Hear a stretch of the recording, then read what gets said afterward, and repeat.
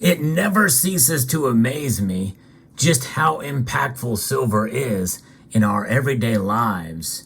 There's no question that no other metal comes even close to the amount of advancements in technology that silver has. What I'm about to share with you now is news that could change everything except for one particular area that many people feel is the most important. And I'll explain why in this video as we explore.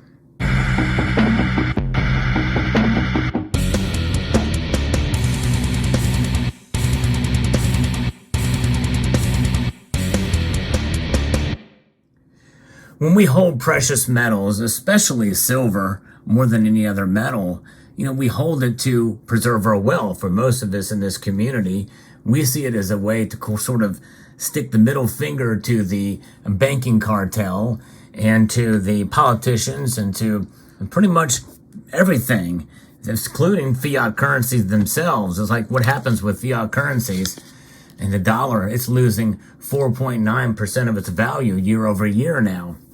But silver, it's done fairly decent this year, but many people feel it should be a lot higher than it is right now in terms of its price.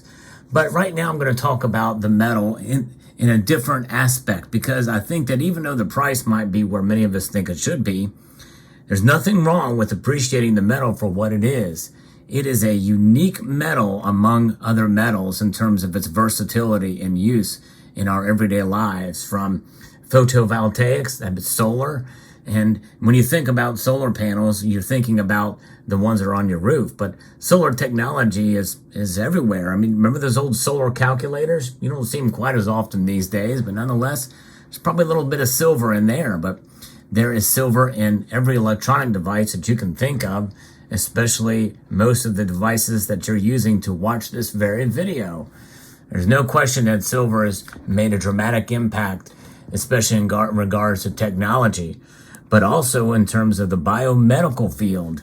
We know that it is very profound. Everything from colloidal silver to silver that is infused in your socks, and among other things. Silver plays a role as an antimicrobial element there, and that is remarkable to think about silver as a health benefit, in terms of medicine and the like. And there's more advances going on every day in these fields. And I think the more that we see that kind of thing happen, we're going to see just a snowball effect of more research done. And this story that I'm going to be sharing with you by Biv.com that I found, which is quite fascinating, is yet another example of that, especially as we move towards green energy initiatives here. Whether or not you agree with what the government is doing here in the United States and around the world, there are more green initiatives that are being implemented by mandate. But even the private sector is moving in that direction. We've seen that time and time again with electric vehicles, with photovoltaic, solar panels, and the like. And now, with this focus on green energy and the environment, you are seeing yet more research that is being done in this area that seems to have some promise.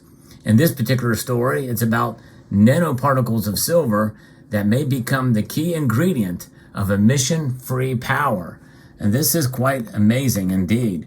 An international team of scientists led by a University of Houston physicist has reported a new approach to constructing thermoelectric modules. The novel method allows for converting the energy they produce into emission-free power. Peltier modules, or thermoelectric modules, are thermal-controlled devices that have both warming and cooling effects. So by passing an electric current through the modules, it is possible to change the surface temperature and keep it at a target limit. These modules are common in power generation, as they can be used for both heating and cooling, thereby making them highly suitable for precise temperature control applications. In a paper published by the journal Nature Energy, the University of Houston researchers said that their invention uses silver nanoparticles to connect the module's electrodes and metallize layers. So the work is expected to accelerate the development of advanced modules for power generation and other uses. In the article, the group explains that the use of silver nanoparticles was tested for stability in modules built of 3 different state-of-the-art thermoelectric materials designed to operate across a wide range of temperatures.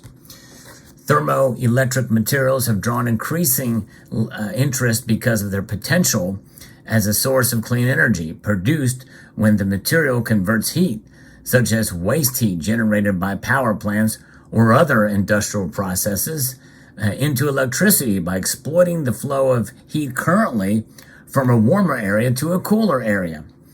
But taking advantage of that ability requires finding a material that can connect the hot and cool sides of the material, both electrically and thermally, without interfering with the material's performance. That's key. So according to the scientists, the connective material, or solder, is normally melted to create an interface between the 2 sides. That means the solder must have a higher melting point than the operating temperature of the device in order to remain stable while the device is working. If the thermoelectric material operates at hotter temperatures, the connective layer will remelt. Nobody wants that. Makes sense.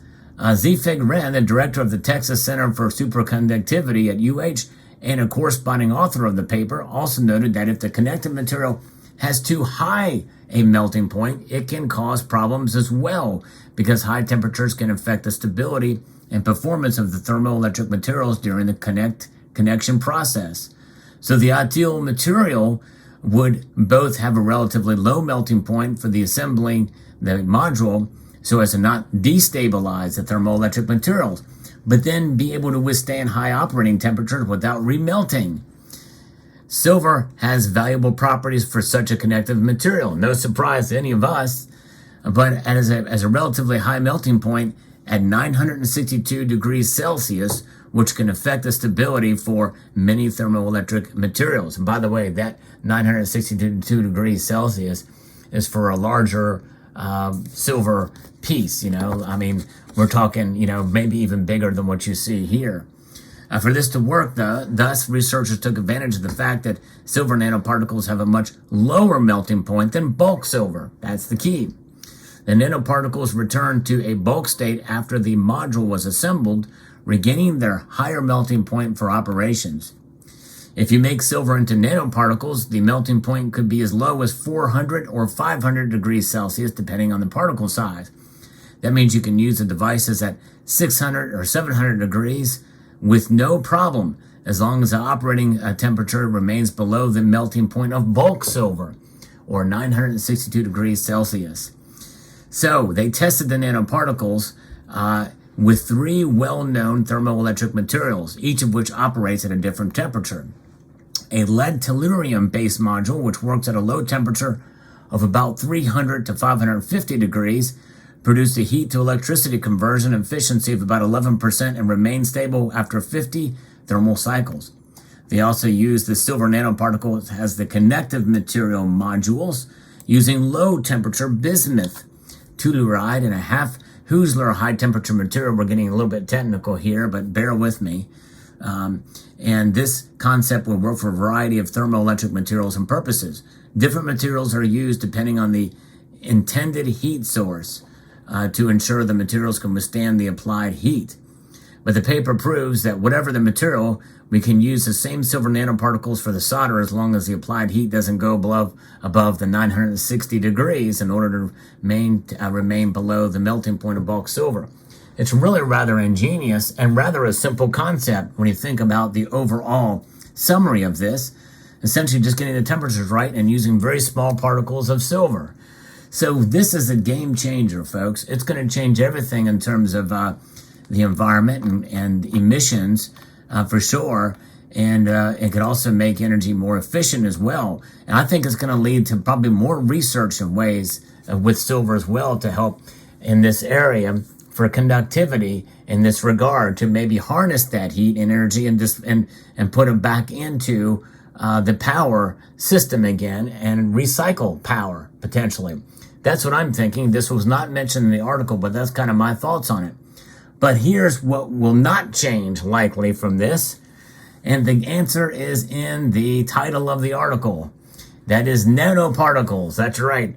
Very small, tiny bits of silver. Imagine this being a little nanoparticle. It's a pretty big little chunk of silver here that weighs, I don't know, an ounce or two, maybe 2 ounces, something like that. But anyways, so we're talking very, very, very, very tiny little pieces of silver to be utilized. So likely the price and the demand for this type of silver is not going to be so much that's going to have that much of an effect on price. However, at least not in the short term or not in the medium term.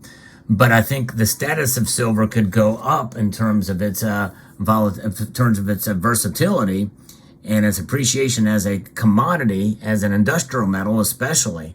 Now that may definitely could have a positive impact on price in due course. But one thing that I've noticed in my years of commenting and commentary about silver and the changing technology in this space, the more versatile and the more uses that we see that silver has, it seems like the more depressed the price gets. You make your own decisions about, or make your own inferences as to why that could be the case, but it just seems to be that's the situation we find ourselves at hand.